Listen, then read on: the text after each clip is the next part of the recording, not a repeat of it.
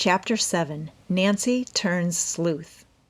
While Nancy Drew eagerly waited, scarcely daring to breathe naturally, lest her presence be detected, Ada began to speak. "Well, if there should happen to be another will, we may be dumped," she said sourly. "I don't believe Josiah Crowley ever made such a will," Isabel replied in so low a tone that Nancy scarcely caught the words. "Evidently Nancy Drew does, or she wouldn't be taking such an interest in those Horner girls," Ada returned. "I know she had them at her house last week because I was passing and saw them go in. How I hate that girl! If she should get her father interested, he might dig up another will." "Even if another will does turn up, we can trust Dad to take care of it," Isabel commented dryly.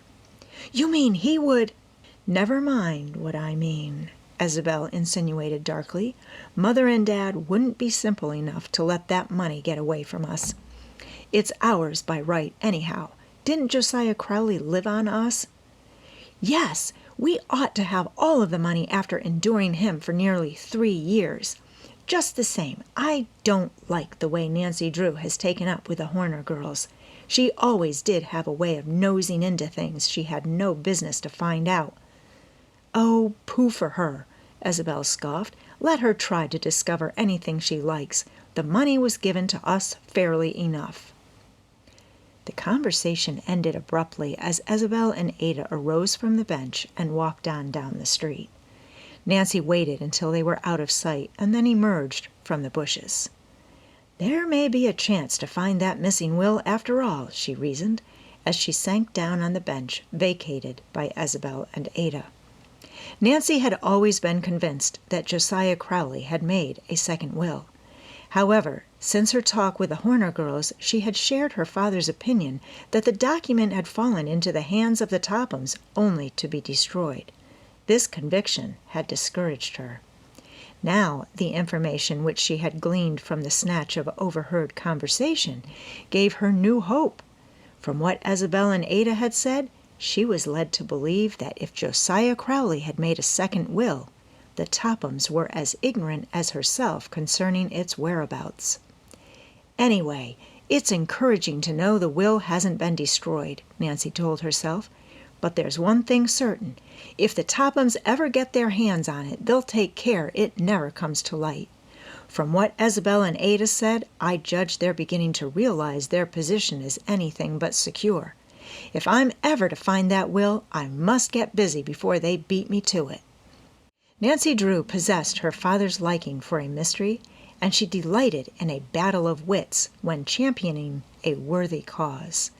Carson Drew had often remarked that he enjoyed the detective work of his cases better than the court work, but Nancy knew he was too busy with his own cases to devote much attention to the missing Crowley will. If anything were done to help the Horner girls win their inheritance, she must accomplish it herself. As Nancy reviewed the facts of the case, it seemed to her that she must have overlooked a possible clue. Never had a mystery appeared more baffling. For nearly 10 minutes Nancy sat lost in deep thought. Then, with a cry of delight, she sprang to her feet. "How stupid of me not to think of it before! The Horner girls aren't the only ones who should have figured in the will. There were a number of relatives, and Father said that they filed a claim, too. I wonder who they are. If I could talk with them, it's possible I might learn something that would have a bearing on the case." Convinced that the inspiration was a happy one, she set off toward her father's office. He was engaged in an important conference when she arrived, and Nancy was forced to wait 10 minutes before she was admitted to the inner office. "Now what?" her father asked, smiling as she burst in upon him.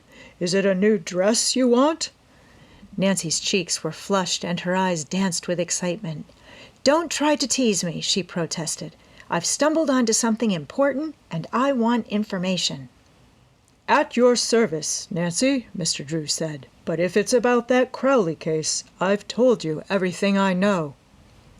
Nancy poured out the story of her encounter with the Topham sisters in the department store and told of the conversation she had overheard in the public park. Mr. Drew listened with interest until she had finished. "And now, what is it you want?" he asked gravely.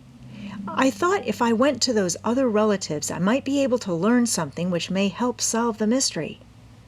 "A good idea, Nancy." But I don't know their names, and that's why I came to you.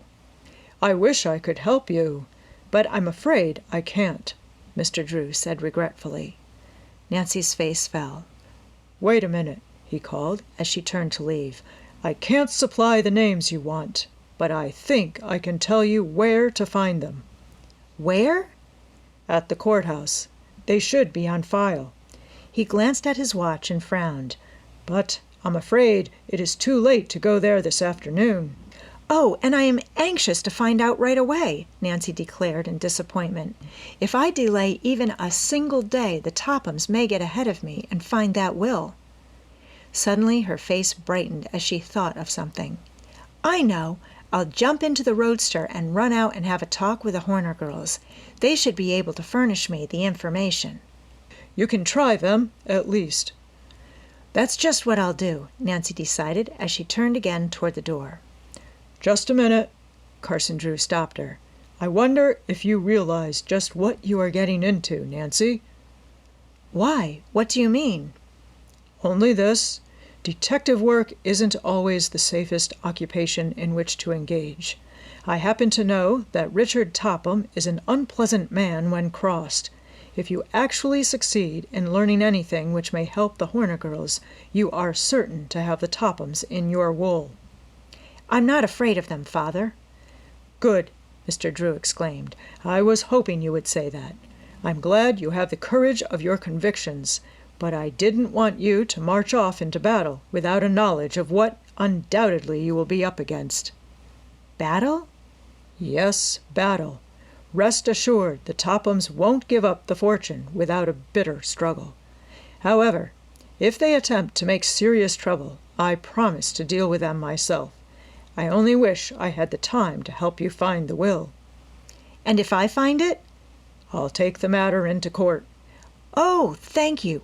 There's no one like you in all the world. Nancy moved toward the door. I may not get back until rather late, she threw back over her shoulder. I have a feeling I may discover a real clue today, and if I do, I'm going to trail it down.